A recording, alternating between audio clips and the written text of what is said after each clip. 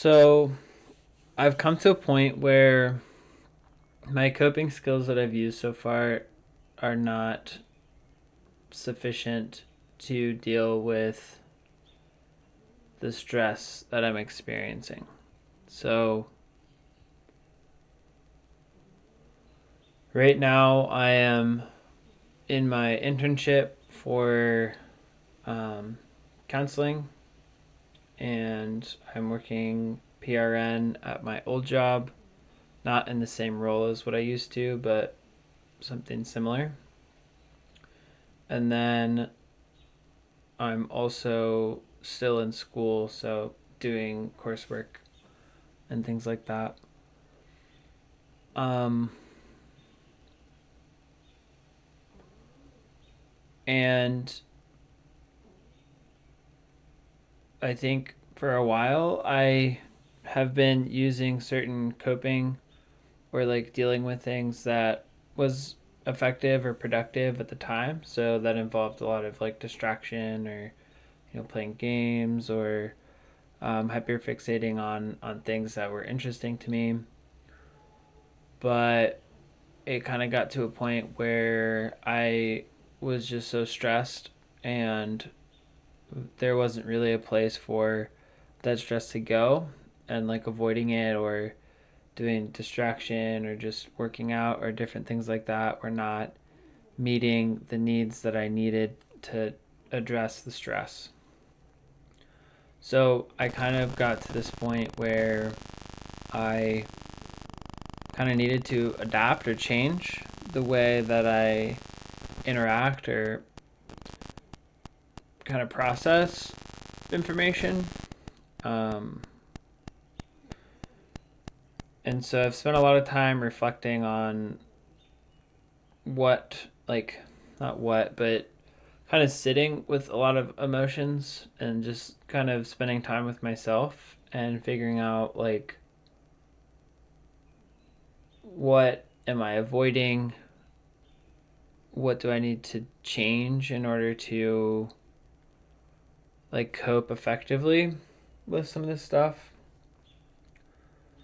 And a lot of it, I think, boils down to me kind of like abandoning myself. So not allowing myself to be me and to stay with me through hardship or through stress or through interactions with others. And I know I've shared some, like, that I've struggled with social anxiety, and I think that kind of like plays into it, that I kind of tend to bend myself for others in order to try to get people to see me in a positive light. So um, I think doing that for a long period of time is really kind of damaging. Nothing that can't be like repaired, but I think it just doesn't produce a space for someone to like sink into themselves and like feel grounded and present and relaxed, because there's this constant like needing to shapeshift or like modify yourself in order to be acceptable in your own eyes and in the perceived eyes of others. So a lot of the work that I like have started to do, and I think will continue to do, is to really start to anchor myself back into my body, anchor myself back into like me as a person, and kind of get to know myself better in the sense of like being more kind to myself. Um, because I think I was like successful in my old job, but I think I also was kind of not being fair or truthful to my own self in that. And I think there's nothing wrong with what I did. I think that's just part of development. Is you do things for a while and it's effective, and then you hit a wall or you hit a place where that doesn't work anymore, and you have to change the way you operate or perceive the situation or cope with the situation. And so that's kind of where I'm at. I'm kind of at a turning point. So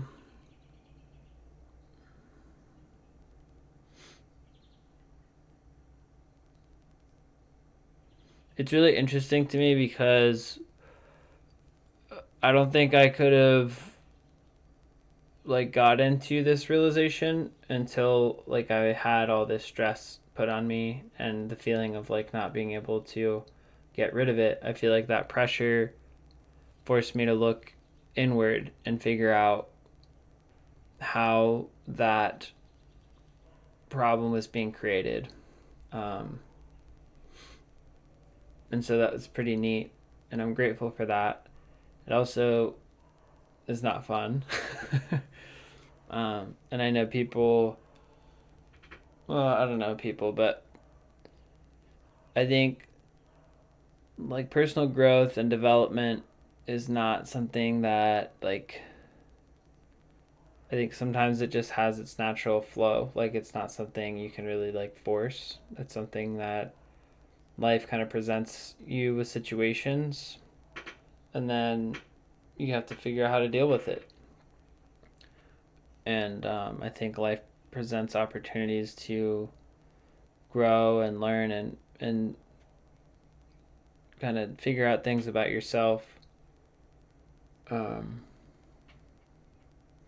but we don't know what those things are. I don't know what those things are until I run into that situation where I'm forced to kind of look and evaluate my my life and the decisions I'm making and how I'm approaching situations. So, yeah, I don't know. Just wanted to share that. Um, and yeah, hopefully it's helpful for you. I did get this shock tea mat. I don't know if you guys are familiar with that. There's been a lot of ads online for it, but I have been enjoying that. It's been helpful for stress, and it's helped me to kind of ground, and I don't know. It's like it puts me to sleep now. The first couple times hurt, but I can put an affiliate link in the link in the description below, as well as the Muse, which is kind of a meditation device that can kind of give you a sense of when you're in that meditative state. Those are tools that I've used to kind of help with stress. I haven't been using the Muse that much recently because I've been more focused on like connecting with nature, not so much like traditional meditation and Tai Chi. But I'll put those two links in the description below because that'll give you guys a discount, and it also helps me out if you use the link. So I'll put those below because I've enjoyed both of those and they've been helpful for me. So I just want to share the tools that have worked for me. Um, so yeah, that's all I wanted to share. Hope you guys are doing well, and thanks for tuning in. See you later.